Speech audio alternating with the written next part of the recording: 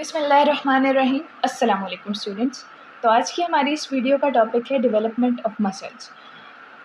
Development of muscles करने से पहले सोमाइट डिफरेंशिएशन और जितने भी डेरिवेटिव्स हैं एक्टोडर्म मेसोडर्म सबके डेरिवेटिव्स जो हैं ये अच्छे से आने चाहिए। एक दफ़ा रिवाइज़ कर लेंगे ताकि ये टॉपिक अच्छे से समझ आ जाए।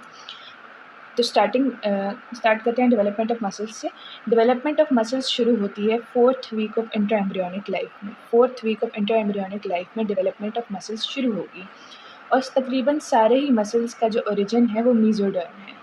क्या है? मेसोडर्म है, एक्सेप्ट फॉर सम मसल्स, उसकी हम अभी बात कर लेते हैं। हम जानते हैं कि 3 टाइप्स के मसल्स होते हैं हमारे पास, एक स्केलेटल मसल्स, स्मूथ मसल्स और कार्डियक मसल्स। स्केलेटल मसल्स को हम स्टायरेटेड मसल्स, वॉलंटरी मसल्स भी कहते हैं। ये मसल्स जो हैं हमारे पास पार एक्सियल मेसोडर्म से डिराइव होते हैं। किस मेसोडर्म से डिराइव होते हैं? पार एक्सियल मेसोडर्म। पार एक्सियल मेसोडर्म फर्दर डिफरेंशिएट करके सोमाइट्स बनाती है। सोमाइट्स का कुछ पार्ट, पूरा सोमाइट नहीं, उसका कुछ पार्ट जो है हमारे पास डिफरेंशिएट करता है और मसल्स बनाने में कंट्रीब्यूट करता है। तो पैरेक्सियल मेसोडर्म स्केलेटल मसल्स बनाएगी। स्मूथ मसल्स बनाने के लिए हमारे पास स्मूथ मसल्स का ओरिजिन क्या है? Lateral plate mesoderm. Lateral plate mesoderm smooth muscles को ओरिजिनेट करेगी, except for some smooth muscles, जो कि हम एक्टोडर्मल डेरिवेटिव्स में पहले ही देख चुके हैं कि आइरिस के मसल्स यानी जो प्यूपिल की कॉन्ट्रैक्शन और डायलेशन में हमारे पास हेल्प करते हैं, वो वाले मसल्स, मेमोरी ग्लैंड के मसल्स, स्वेट ग्लैंड के हमारे पास सारे एक्टोडर्म से डेवलप होते हैं, मेसोडर्म से डेवलप नहीं होते। इसके बाद हम आ जाते हैं कार्डियक मसल्स पे। कार्डियक मसल्स डेवलप होंगे, लैटरल प्लेट मेसोडर्म से ही डेवलप हो रही हैं, लेकिन उसके कौन से पार्ट से? स्प्लैंक्निक पार्ट से। सोमैटिक से नहीं, स्प्लैंक्निक पार्ट से डेवलप हो रहे हैं कार्डियक मसल्स।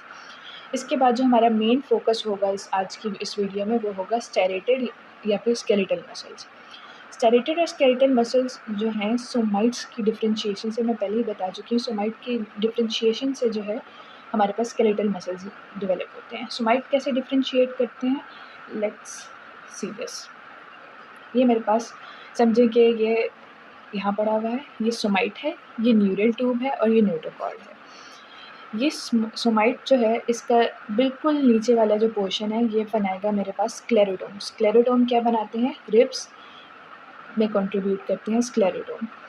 स्क्लेरोटोम और इसके बाद बनता है मायोटोम। मायोटोम के 2 पार्ट्स हैं, डोर्सोमीडियल पार्ट और वेंट्रोलैटरल पार्ट। अब डोर्सोमीडियल और वेंट्रोलैटरल की लोकेशन समझने के लिए हमें क्या याद रखना है कि डोर्सल को सुपीरियर भी कहते हैं और वेंट्रल को इन्फीरियर भी कहते हैं। तो that's the point, keeping it in this position. ये हमारे पास डोर्सोमीडियल पार्ट है और वेंट्रोलैटरल पार्ट है। ये दोनों जो है मायोटोम में कंट्रीब्यूट करते हैं। ये दोनों ज़्यादातर, इनका भी ज़्यादातर हिस्सा मायोटोम में कंट्रीब्यूट करता है। इसमें से कुछ सेल्स जो हैं वो माइग्रेट भी करते हैं और वो बाद में डर्मोमायोटोम बना देते हैं। इसका ज़िक्र हम बाद में करेंगे। जो सेल्स माइग्रेट करते हैं वो बनाते हैं एब एक्सियल मेसोडर्म। ये सारी चीज़ें अभी हम देखते हैं। और जो इसका तीसरा पार्ट है वो बनाएगा डर्माटोम, जो डर्मिस को डेवलप करेगा। अब इस सब में जो एक इम्पॉर्टेंट स्ट्रक्चर है वो है लैटरल सोमाइटिक फ्रंटियर। अब लैटरल सोमाइटिक फ्रंटियर क्या है? Lateral somitic frontier as the name shows it's self explanatory. Lateral somitic frontier यानी जो लैटरल प्लेट मेसोडर्म है और जो सोमाइट है इसकी बाउंड्रीज़ को ये अलग-अलग करेगा। ये वाली एक क्लियर कट लाइन है जो कि लैटरल प्लेट मेसोडर्म और सोमाइट को अलग-अलग करेगी, इनकी बाउंड्रीज़ को सेपरेट करेगी। अब इनकी बाउंड्रीज़ को सेपरेट करने का अगर हम मतलब समझें तो यहाँ पे हमारे पास क्या चीज़ थी? डर्माटोम। और ये क्या है? Lateral plate mesoderm. Lateral plate mesoderm हम इसके डेरिवेटिव्स में पढ़ चुके हैं कि लैटरल प्लेट मेसोडर्म डर्मिस में भी कंट्रीब्यूट करते हैं। कहाँ की डर्मिस में? कनेक्टिव टिश्यू, लिम्स और बॉडी वॉल की डर्मिस में कंट्रीब्यूट करती है लैटरल प्लेट मेसोडर्म।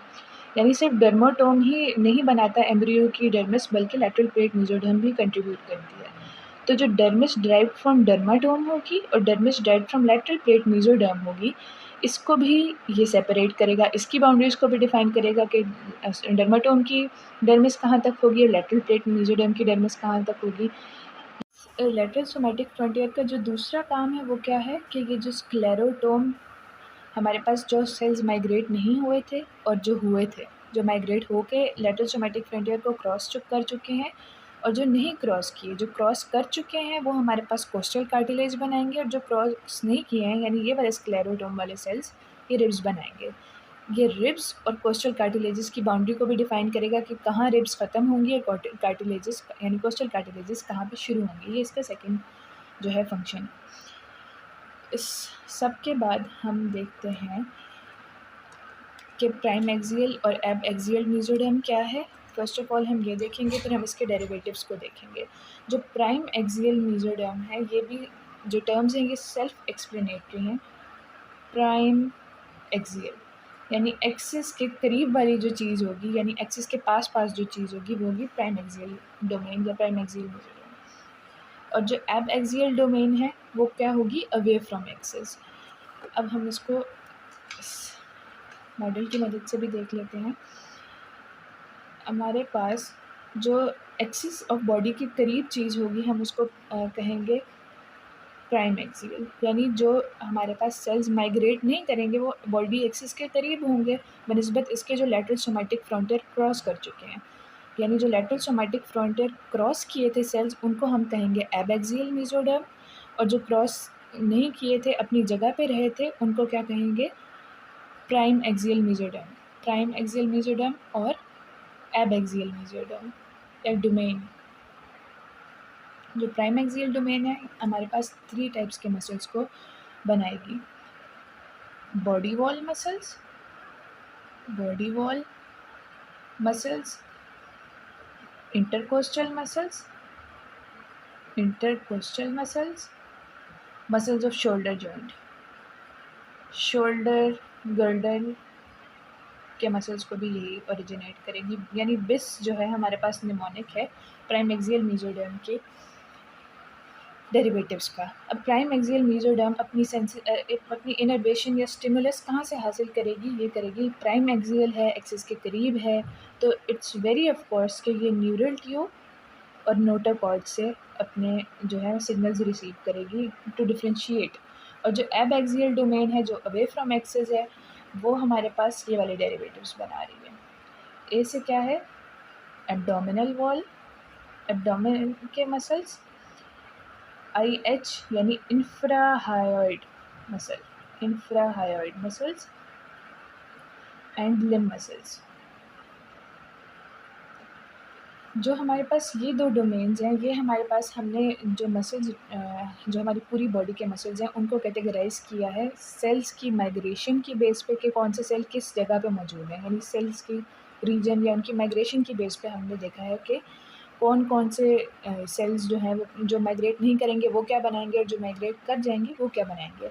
अब हम इसको देखेंगे कि इसकी सेंसरी इनर्वेशन के लिहाज से कैसे सारा जो डेवलपमेंट है वो होती है।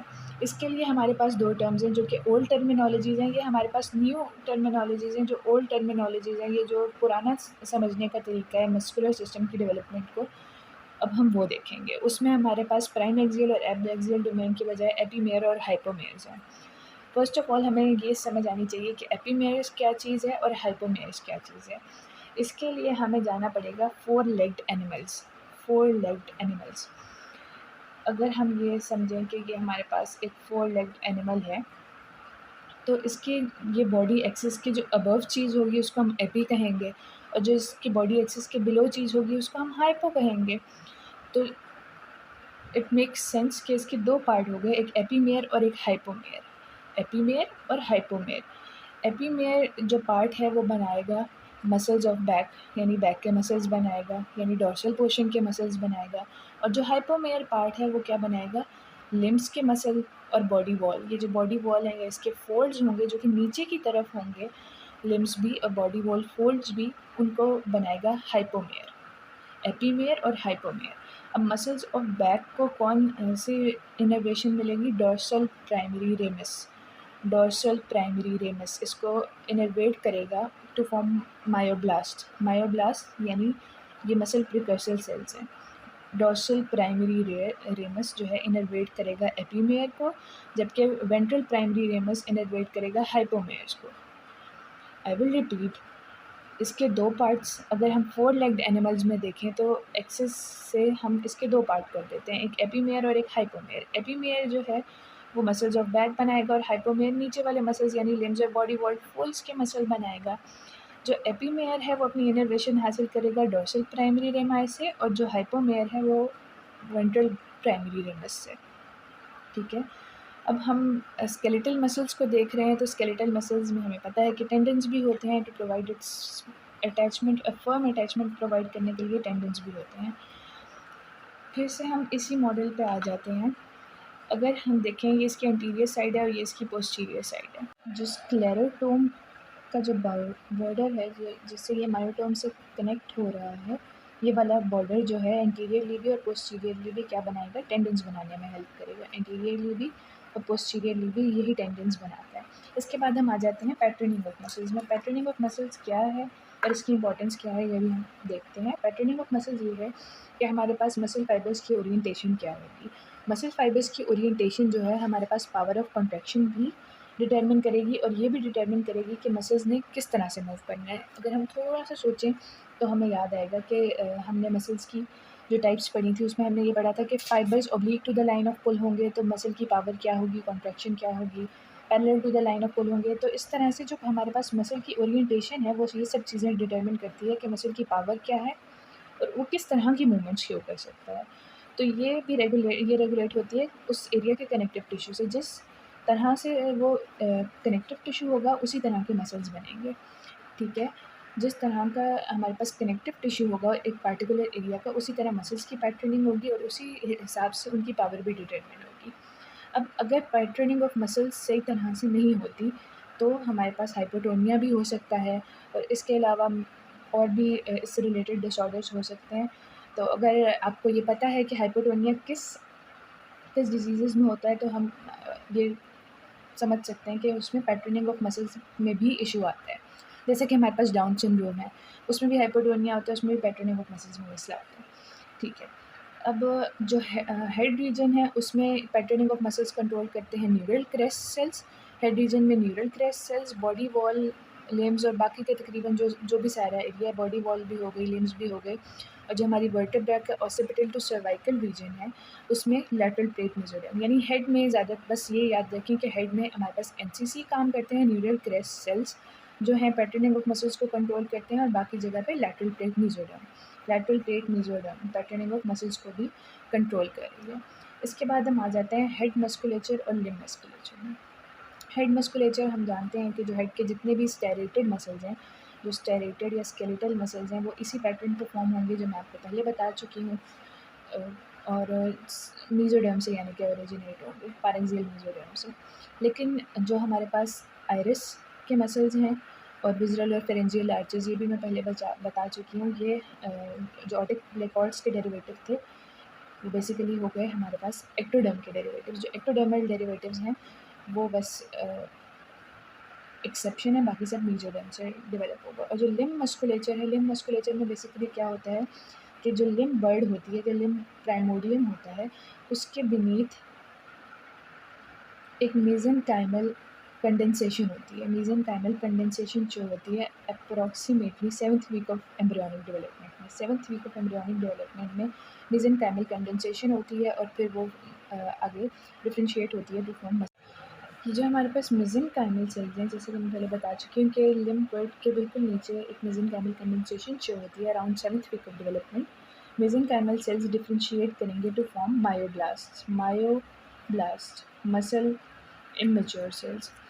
ठीक है, इसके बाद इसमें माइटोसिस होगी टू इंक्रीज देयर नंबर, ये पोस्ट माइटोटिक मायोब्लास्ट बन जाएंगे, और इसके बाद ये फ्यूजन होगी। इनमें क्या होगी, फ्यूजन। पोस्ट माइटोटिक मायोब्लास्ट में फ्यूजन होगी टू फॉर्म मायोफिब्रिल। ये अब एक सिंगल सेल है, एक सिंगल फाइबर है जिसमें मल्टी न्यूक्लिएशन है, यानी मल्टी न्यूक्लिएटेड सिंगल फाइबर बन जाएगा, जिसमें यह जो कि शो होगा approx 3rd month of development में। 3rd मंथ ऑफ डेवलपमेंट में ये क्रॉस स्टायरेशंस और मायोफिब्रिल्स हमारे पास होना स्टार्ट हो जाएंगे, और उसके बाद बनेगा माइक्रोफिलामेंट, और उसके बाद इसकी माइक्रोफिलामेंट्स जब कनेक्ट करेंगे आपस में तो फुल फ्लेज स्केलेटल मसल बन जाएगा। तो ये हमारे पास सारी डिटेल्ड एक्सप्लेनेशन थी स्केलेटल मसल्स के बारे में। I hope you find this video useful. Stay tuned,